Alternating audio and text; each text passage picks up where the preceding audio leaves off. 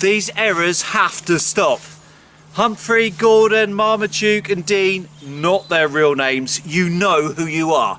You have to stop bloody comma splicing. In this video, I will analyse in detail the way comma splices work and set you a series of tasks and activities aimed at training your brain to stop making these wretched errors. So stay tuned and watch Schofield on Shakespeare.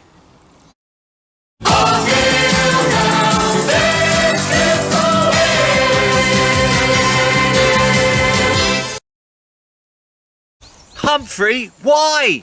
Dean, so many times, it's got to stop now. The comma splice, what is it? Greyhound buses are an age-old institution, they have served America for over 100 years. The error here is that two consecutive main clauses which make sense on their own, have been separated by a comma. This is not allowed and results in grammatically inaccurate, less precise writing. Time for another example, which, like the one on screen, is taken from one of my own past pupils. Then there is the sharp rat-a-tat-tat on the door, comma. She opens the door and takes a scan of this man. Once again, the comma is not allowed. Why? Because two consecutive main clauses cannot be separated by a comma.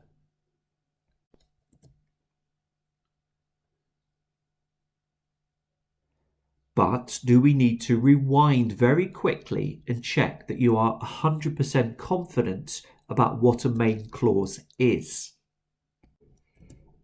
5 sentences. How many of them are grammatically accurate and contain a main clause? How many of them don't? Press pause to read through, perhaps discuss if you are in a classroom, and decide. This video will resume in 5 seconds' time.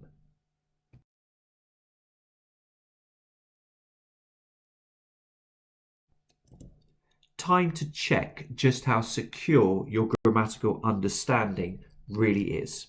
Sentence 1. This does not contain a main clause, of course. A main clause needs to make sense on its own and have a main verb. What we have here instead is a subordinate clause which sounds unfinished.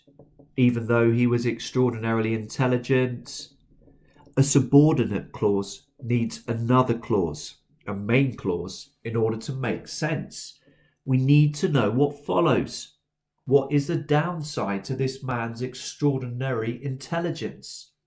So, a grammatically accurate sentence might look something like this.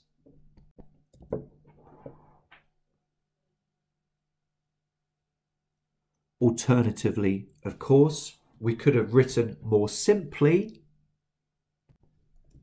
he was extraordinarily intelligent. Subject, tick. Main verb, tick. So it's a main clause.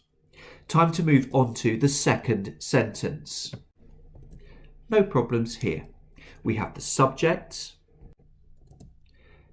the main verb. The sentence makes sense on its own. So indeed, we've got the requisite main clause. Hurrah! Now on to question 3. Oh dear, what's gone wrong?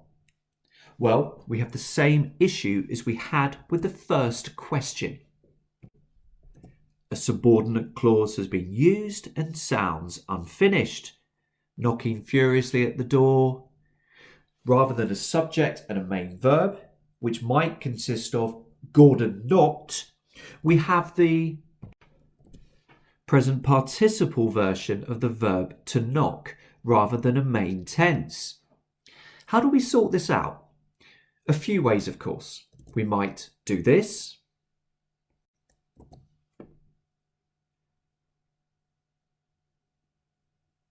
Or we might do this.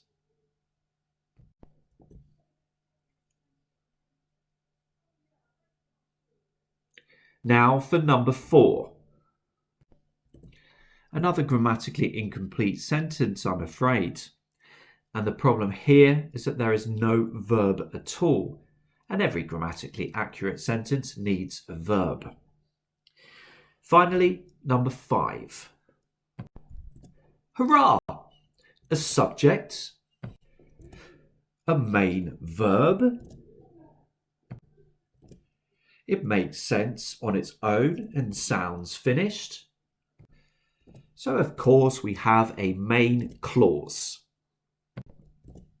Now this has been quite a long diversion, but it goes without saying that it would be far more difficult for you to apply the rule on screen if you aren't completely confident when it comes to identifying main clauses. Time for another activity. Some more sentences for you. Which ones contain the dreaded comma splice, i.e. in which a comma has been used to separate two consecutive main clauses? Get thinking, it's time to press pause.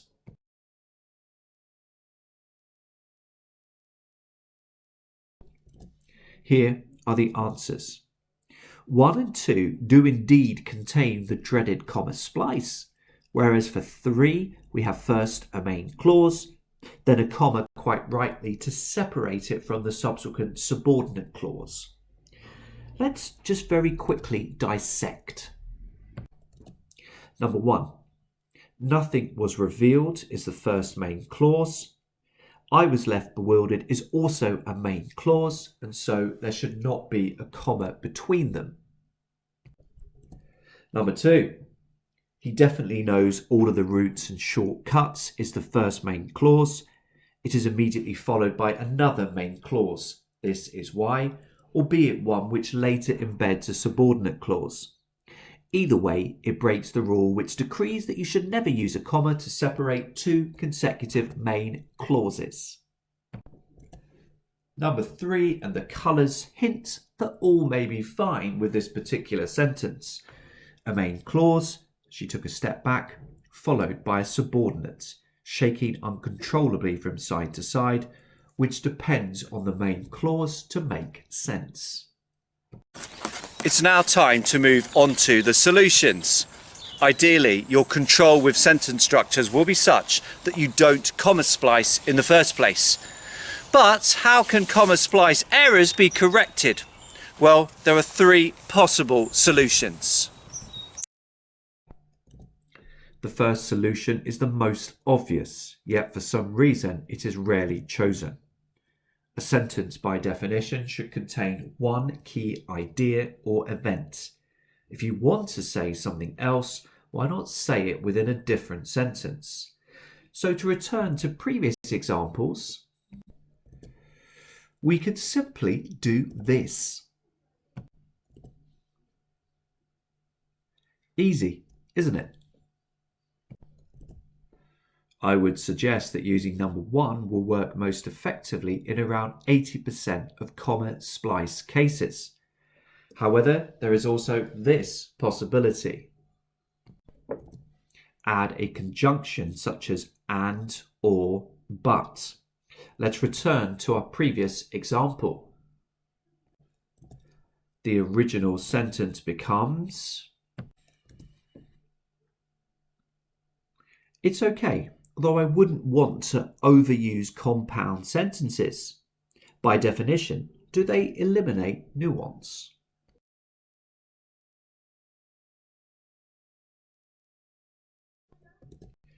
And the third possibility is to replace the comma with a semicolon. So we have this. Semicolons can be a rather nice way of drawing links between consecutive main clauses in a concise, non-clunky way. However, be wary of overusing them. I wouldn't recommend using more than 2 or 3 semicolons, say, within an A4 side of writing. So, when it comes to correcting comma splices, I would keep the figures on screen now in mind. final task. You may be unsurprised to learn that the paragraph on screen contains at least one comma splice. Rewrite it so that these are removed, but also take any other opportunities to tweak and improve. Time to get writing. Press pause.